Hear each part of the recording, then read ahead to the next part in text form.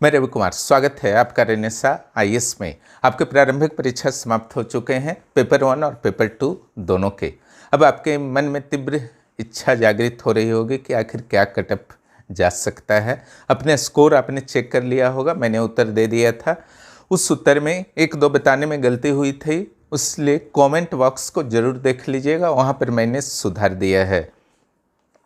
तो यहाँ पर देखिए, कटअप का निर्धारण जो है बहुत ही कठिन होता है, फिर भी यह कोशिश की जाती है कि कटअप जो भी होने वाला है संभावित उसके आसपास में रखने का प्रयास किया जाए, लेकिन इसका वास्तविक कटअप से कोई भी संबंध नहीं है। इसलिए आप लोग इसका विशेष रूप से ध्यान रखेंगे कि जो भी मेरे द्वारा बताया जाएगा उस आधार पर आपको कोई भी निर्णय भूल करके भी नहीं लेना है, पहला। दूसरा, सिविल सेवा एक रेगुलर तैयारी की जाने वाली परीक्षा है, इसमें सीजनल नहीं बनना है। अगर आपका 11th में कुछ लगता भी है आपको कि अप डाउन हो गया है, स्कोर कम हो गए हैं, तो 14th के लिए तैयारी कीजिए। इंतज़ार क्या चीज़ का करना है ना, क्योंकि जो आपका सिलेबस है उसको समाप्त करने में भी समय लगता है। आपको कॉन्फिडेंस है कि आप 4 महीने 6 महीने में समाप्त कर सकते हैं, तो बेस्ट टाइम अभी से ही काउंट कीजिए, 4 महीना और 6 महीना। बिफोर एग्जामिनेशन के आशा में मत रहिए। हमेशा जेपीएससी सिविल सेवा के ट्रैप में आप फंसते रहेंगे। हर बार वैकेंसी आएगा, इसी तरीके से अचानक से एग्ज़ाम होगा, फिर आपकी शिकायतें 10 तरह की रह जाएंगी। कटअप जो होता है बहुत सारे मैटर्स पर आपका पूरी तरीके से डिपेंड करता है, जिसमें सबसे इम्पोर्टेंट होता है क्वेश्चन का नेचर।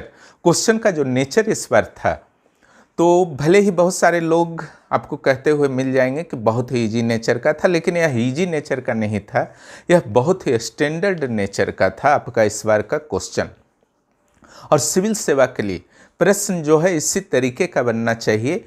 जहाँ तक आईएएस की बात है, तो आईएएस में आपका 40-45 प्रश्न ऐसे रहते हैं जो थोड़ा डिस्टर्ब करते हैं कैंडिडेट को, वहाँ एलिमिनेशन वगैरह लगाना पड़ता है, सोचना पड़ता है। इस बार जेपीएससी में भी आपका 10 से 20 प्रश्न ऐसा था जहाँ पर आप सोचने को मजबूर हुए होंगे। उसमें कई आपने गलतियाँ कर दी होंगी और कई आप बनाने में सफल भी रहे होंगे। तो यहाँ पर जो एक बहुत ही बेहतर कॉम्बिनेशन रखा गया था जेपीएससी के द्वारा, hard question, easy question, moderate question, कुछ ऐसे भी फैक्ट्स आधारित क्वेश्चन दिए गए थे जो आपका अननोन किस्म के थे या फिर अत्यधिक कन्फ्यूजन क्रिएट कर रहे थे। इसलिए इस बार मैंने 4 सेक्शन बना दिया है। हार्ड का अलग बना दिया है, इजी का अलग बना दिया है, मॉडरेट का अलग बना दिया है, और कुछ अननोन किस्म के जो आपके क्वेश्चंस आए थे जिसका सोर्स नहीं पता चलता है, गूगल में खोजने से नहीं मिलता है, तो उसका एक अलग से मेरे द्वारा बना दिया गया है ताकि एक बेहतर विश्लेषण किया जा सके कटअप का। और इस कटअप पर आपको कोई भी निर्णय नहीं लेना है, ये मैं बार बार कह रहा हूँ, इसका विशेष रूप से ध्यान दीजिएगा। और जिनको अच्छा लगता है कि स्कोर ठीक ठाक हो गया है, मुख्य परीक्षा की तैयारी कीजिए। और मुख्य परीक्षा की तैयारी में कोई भी समस्या आ रही है, रेनेसा आईएएस से ज्वाइन आप जुड़ जाइए। 9661163344 पर मैसेज कर। कटअप पर हम लोग विश्लेषण करते हैं। तो प्रश्न का जहाँ तक नेचर था तो टफ और मॉडरेट था, है ना। इजी नेचर का नहीं कहा जाएगा, कुछ प्रश्न जरूर इजी थे, लेकिन कुल मिलाकर के जो था इसका नेचर टफ और मॉडरेट था। इसलिए जिनका भी अच्छा स्कोर हुआ है, घबराने की नहीं ज़रूरत है। आपको अंदर से अगर फील हो रहा है कि हमारा हो जाएगा तो ज़रूर मुख्य परीक्षा की तैयारी कीजिए, और नहीं भी फील हो रहा और भविष्य में टारगेट है तो भी मुख्य परीक्षा की तैयारी को न सिर्फ शुरू कीजिए बल्कि फिनिश कर दीजिए। यहाँ पर देखिए, टाइम जो है काफ़ी कम समय मिला, यह कटअप को डाउन कर रहा है। दूसरा, आउट ऑफ स्टेट के बहुत सारे ऐसे मेधावी छात्रगण हैं जो बिहार से हैं या झारखंड के ही बाहर में स्टडी करते हैं, यूपी से हैं, छत्तीसगढ़ से हैं, कुछ बंगाल से, जो देना चाहते थे इस एग्ज़ाम को, लेकिन उनको समय कम मिला, इसलिए वह आना नहीं चाहे। क्योंकि पेपर 2 का तैयारी जो है एक समस्या बना रहता है, पिछला वीडियो में मैंने बताया था, प्लस झारखंड करेंट, तो ये सब चीज़ मैनेज करना जो था 40 डेज में संभव नहीं था। यही कारण था कि आपने देखा कि उपस्थिति जो थी हर रूम में आपका 60%, 65-50% के आसपास रही।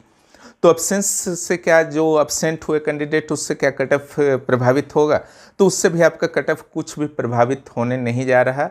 वो एब्सेंट इसलिए हुए क्योंकि उनकी तैयारी नहीं थी, तो अगर बैठ भी जाते तो अंडर 50 में रहते। क्लियर। तो जहाँ तक आपका मार्क्स का बात है, तो मार्क्स जो आपका रेंज देखा गया है, जो एक अच्छे स्टूडेंट हैं, एवरेज स्टूडेंट हैं, उनका 51 से 70 वाले रेंज में है। किन्हीं का पेपर 1 में खराब गया तो उन्होंने पेपर 2 के माध्यम से मैनेज करने का प्रयास किया, किन्हीं का पेपर 2 खराब गया तो पेपर 1 के माध्यम से मैनेज करने का प्रयास किया। तो 71 से 51 से 70 जो है आपका कट ऑफ का निर्धारक है, जबकि 80% या 75% से ऊपर जिनका भी मार्क्स आया है वो एक्स्ट्रा ऑर्डिनरी मार्क्स है, इसमें कोई दो मत नहीं है, उसका भी कट ऑफ से कोई लेना देना नहीं है। तो 75 to 80% से ऊपर वाले कैंडिडेट की संख्या 50 से 200 होगी, उससे अधिक नहीं होगी।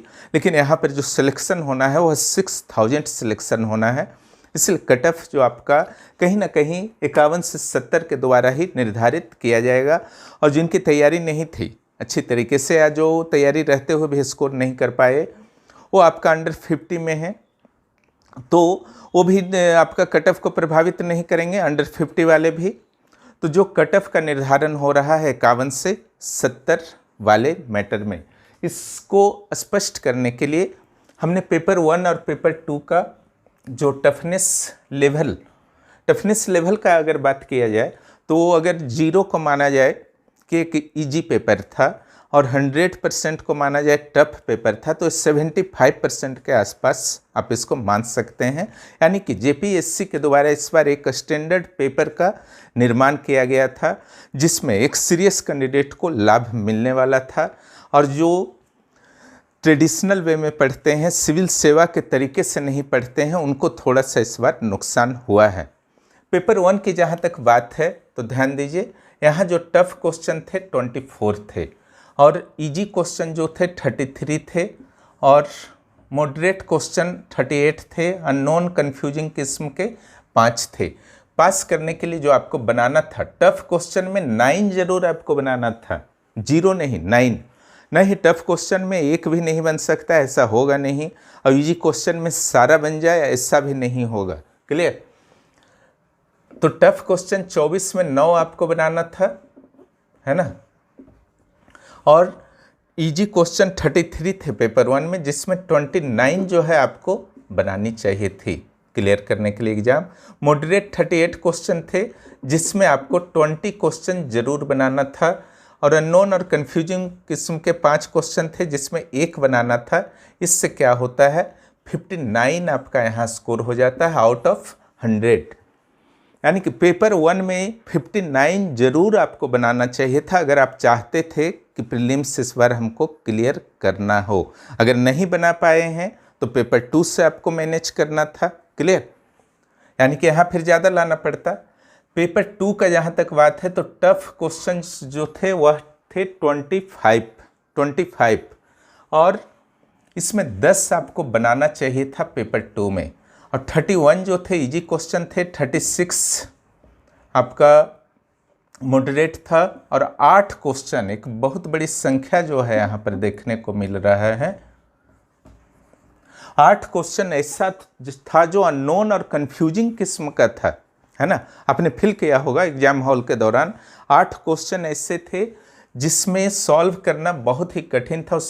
और जहाँ तक बात आपका टफ क्वेश्चन 25 में आपको 10 बनाना था, इजी में पेपर 2 में 31 में 29 बनाना था, मॉडरेट में 36 में 22 बनाना था, अननोन कन्फ्यूजिंग में 8 में से 2 बनाना था आपको, टोटल 63 हुआ। फिर से एक बार बता देता हूँ, जो टफ क्वेश्चन था आपका पेपर 1 में 24, इजी क्वेश्चन था 33, मॉडरेट जो था 38, अननोन कन्फ्यूजिंग 5, टफ में 24 में 9 बनाना था, इजी में 33 में 29, मॉडरेट में 38 में 20, अननोन कन्फ्यूजिंग में 5 में 1 बनाना था। टोटल जो था पेपर 1 में आपको 59 बनाना चाहिए था। अगर कम बना पाते तो इधर से मैनेज करना था। यहाँ जो है 25 में आपको 10 बनाना था, टफ में 31 में 29 बनाना था, इजी में 36 में 22 बनाना था, मॉडरेट में, अननोन में 8 में से 2 बनाना था, 100 में 63 बनाना था। तो आपका आता है 122। क्लियर।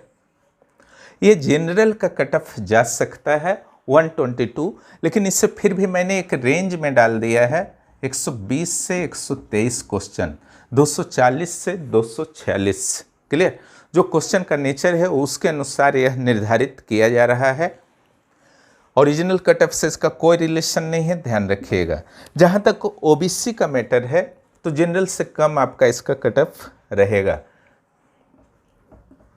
120 से 121 इसका कट ऑफ रह सकता है, क्योंकि ऐसे ओबीसी जो जनरल से अधिक मार्क्स लाए हैं, जनरल मार्क्स लाए हैं, वो जनरल में चले जाएंगे अगर उम्र सीमा वगैरह का छूट उन्होंने नहीं लिया है। ऐसे एसटी ईडब्ल्यूएस के मामले में ही लागू होगा। ईडब्ल्यूएस का जहाँ तक बात है तो इसका कट ऑफ ओबीसी से कम रहने की संभावना है, 118 से 119। एससी की जहाँ तक बात है 116। एसटी की जहाँ तक बात है तो उनके सीट की संख्या अधिक है, इसलिए डिफरेंस जो है थोड़ा बढ़ जाएगा, 113। क्लियर? तो हमारे अनुसार आपका कट ऑफ ही रहने वाला है। आपके अनुसार कुछ और हो सकता है, वो अलग मैटर है। जनरल का 59 + 63 122, 120 से 123 रेंज रहेगा। ओबीसी 120 से 121, ईडब्ल्यूएस 118 से 119, एससी 116, एसटी 110 से 13। यह क्वेश्चन की संख्या है, ये मार्क्स नहीं है, ध्यान रखिएगा।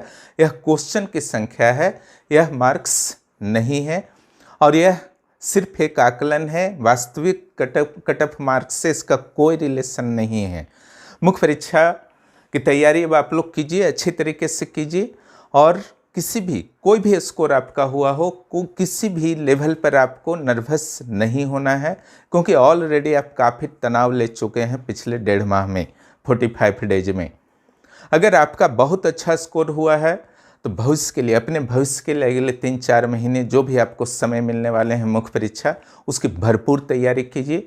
और अगर आपको लगता है कि आपके स्कोर काफ़ी डाउन हो गए हैं तो भी, और आपका उम्र सीमा भी बचा हुआ है तो भी भरपूर तैयारी कीजिए, और तब तक कीजिए जब तक कि जेपीएससी की सिलेबस आपका समाप्त नहीं हो जाए, और यही सिलेबस से आप ऑफिसर बनने वाले हैं। नोटिफिकेशन से ऑफिसर कोई नहीं बनता है, नोटिफिकेशन तो आएगा, ये आपका यूनिवर्सल ट्रूथ है। 11th 13th आया है, 14th भी आएगा, 15th भी आएगा, ये रुकने वाली प्रक्रिया नहीं है। अधिकारियों की हमेशा ज़रूरत रहेगी, लोक प्रशासन बिना कुछ भी नहीं चलता है। नेगेटिविटी से दूर रहिए कि कभी नहीं वैकेंसी आएगा, झारखंड में सब कुछ बेकार है, इस टाइप के स्टेटमेंट से दूर रह के जो भी आपके सिलेबस हैं उसको फिनिश कीजिए, और एक बेहतर स्कोर करने का भविष्य में प्रयास कीजिए। अगर आपका नहीं हो पाया है तो, और जिनका हो गया है, इस बार पीटी के रिजल्ट को बर्बाद नहीं करना है, इसका ध्यान रखिएगा। फाइनल रिजल्ट में इसको बदलना है। क्लियर? पीटी आप पास कर जाएं, मेंस पास कर जाएं, कुछ होने वाला नहीं है जब तक कि फाइनल लिस्ट में आपका नाम नहीं आए। सेल्फ स्टडी में आपको समस्या आ रही है तो अपने साथ एक्सपेरिमेंट मत कीजिए, रेनेसा आईएएस को तुरंत ज्वाइन कीजिए। एक्सपेरिमेंट करेंगे 2-3 महीना, 4 महीना। आपका सेल्फ कॉन्फिडेंस ऐसा होना चाहिए जो वास्तविक होना चाहिए, काल्पनिक नहीं, है ना। ऐसा नहीं होना चाहिए कि आप सेल्फ कॉन्फिडेंस में खुद से सेल्फ स्टडी किए, एग्जाम हॉल में बैठते हैं तो क्वेश्चंस आपसे नहीं बन पाया, तो ये 3-3.5 महीना बर्बाद नहीं करेगा, पूरे 2 साल को नष्ट कर देगा, और एक बहुमूल्य पीटी रिजल्ट जो आपने काफ़ी मेहनत से लाया था उसको बर्बाद कर देगा। इससे याद रखिएगा, है ना। और मुख्य परीक्षा के लिए आप लोगों को बहुत बहुत शुभकामनाएं। जिनका भी बहुत अच्छा स्कोर हुआ है, मेहनत कीजिए। कट ऑफ को मैं फिर से एक बार बता देता हूँ। जनरल का संभावना है 122, रेंज 120 से 123, ओबीसी का 120 से 121, ईडब्ल्यूएस का 118 से 119, एससी का 116, एसटी का 110 से 13, और बाकी जो भी वर्ग हैं उनके अपने अनुसार रह सकते हैं अप डाउन। और जहाँ तक क्षैतिज आरक्षण की बात है तो उस स्थिति में कट ऑफ उनके कम होंगे अगर खुद ब खुद उनको प्रतिनिधित्व नहीं मिल पाते हैं, अन्यथा कट ऑफ कम नहीं होंगे। जो कट ऑफ यहाँ पर है वही रहेगा। चूँकि महिलाओं को 5% रिजर्वेशन है लेकिन वह हॉरिजॉन्टल है, तो इस स्थिति में ऐसा हो ही नहीं सकता है कि खुद ब खुद 5% नहीं आ जाए, जनरल में, ओबीसी में, एससी में, एसटी में खुद ब खुद आ ही जाती हैं, इसलिए उनको जो है अलग से मिलने की संभावना नहीं रहती है। फाइनल में शायद संभावना थोड़ी बहुत उत्पन्न होती है, लेकिन फिलहाल तो मुझे नहीं लगता है। इसलिए महिलाओं के लिए इस बार भी कोई अलग से कट ऑफ रहने की कोई संभावना नहीं है, जो कट ऑफ है यही है। आप लोगों को आगामी प्रारंभिक परीक्षा के रिजल्ट के लिए और मुख्य परीक्षा के लिए बहुत बहुत शुभकामनाएं। जो भी इस चैनल पर नए हैं, चैनल को सब्सक्राइब करें और दोस्तों को भी इस चैनल के बारे में ज़रूर